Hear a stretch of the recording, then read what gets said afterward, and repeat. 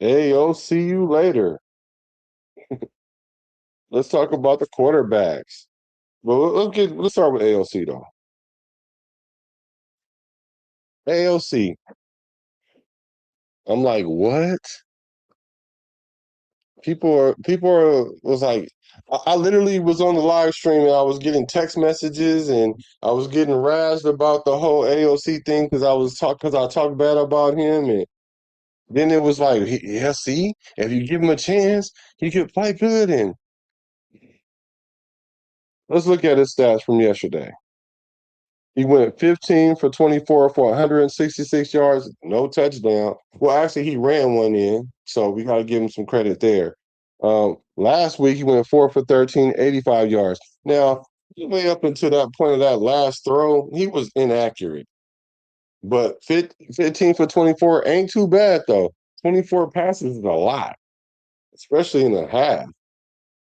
But we were behind, playing from behind. So he played decent. I expect a quarterback that's in his fourth training camp to be able to go down there and make them fools look like they was a pedestrian.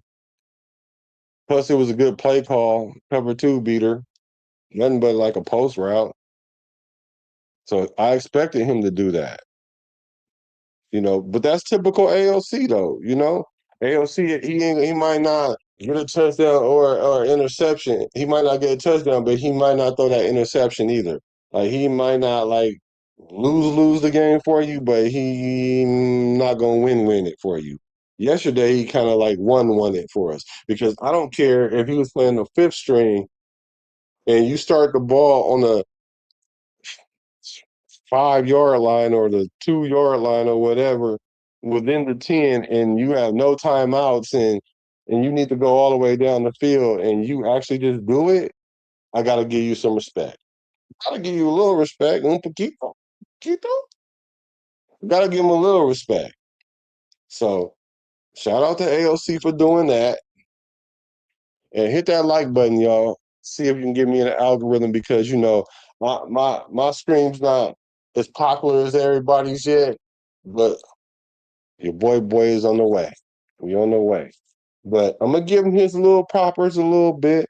But people start talking about he should he's better than Mendoza. He played better than Mendoza. Like he should get more reps and he should be able to get a chance to start. And I told you guys from the beginning, like this is not a quarterback competition. There's never been a quarterback competition. I was telling y'all about the coach speak when Coach Kubiak was saying, well, I would go to war with any of these guys. Now, he might have really meant that because I don't know if he could do the ones like that, but it was coach speak saying basically, I want them to push him. And then Coach Kubiak essentially was like, well, what you guys are going to see now is Kirk Cousins getting hella reps. And I'm like, look, check this out. He had to break it to the Raider Nation so slowly that he at least told us before the training camp, and then people was like, "Well, that he just was saying he's number one in training camp." I'm like, "Oh my god, y'all don't even get it. The writing is on the wall." Have y'all ever been to Oakland? If any of y'all been to Oakland, it's like graffiti everywhere. Like even on the mail trucks. Like if you go downtown where all the mail trucks is parked, they all got graffiti on them. Like I saw the graffiti on the walls, on the mail truck, on everywhere saying that Kirk Cousins was going to start week one. They didn't bring Kirk Cousins here to be no 1, 2, or 3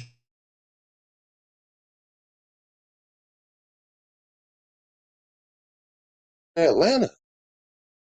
That's the reason why he was tripping in Atlanta because he's like, wait a minute, y'all just dropped me the bag to be the franchise quarterback, but then y'all went and draft this guy Penix, and then y'all thought y'all had something with Penix, so they started playing quarterback carousel games with him.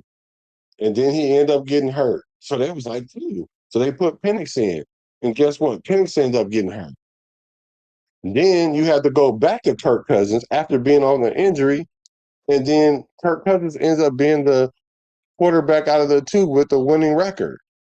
And Penix did not. So now you ended up with a broke up Penix. The coach ended up losing his job. The GM lost his job.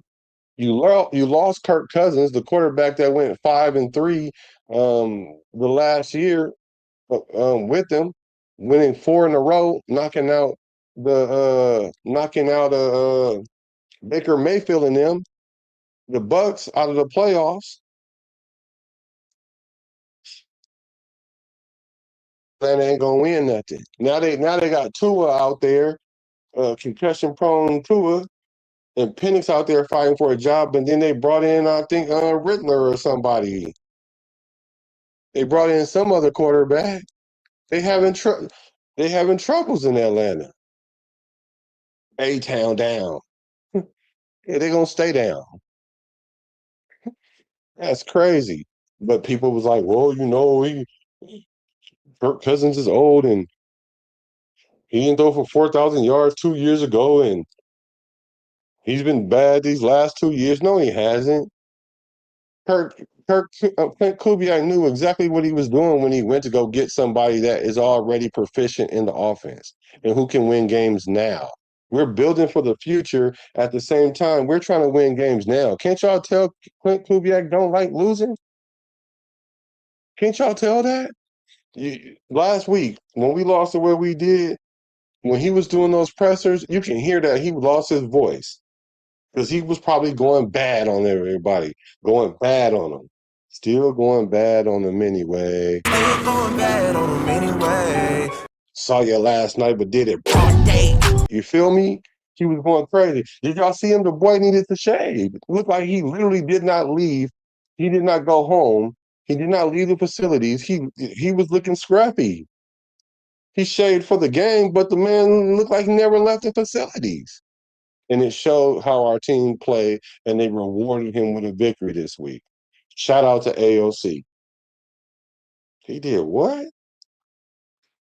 What? So, AOC, should he start next week? Should we start AOC next week? AOC should start next week.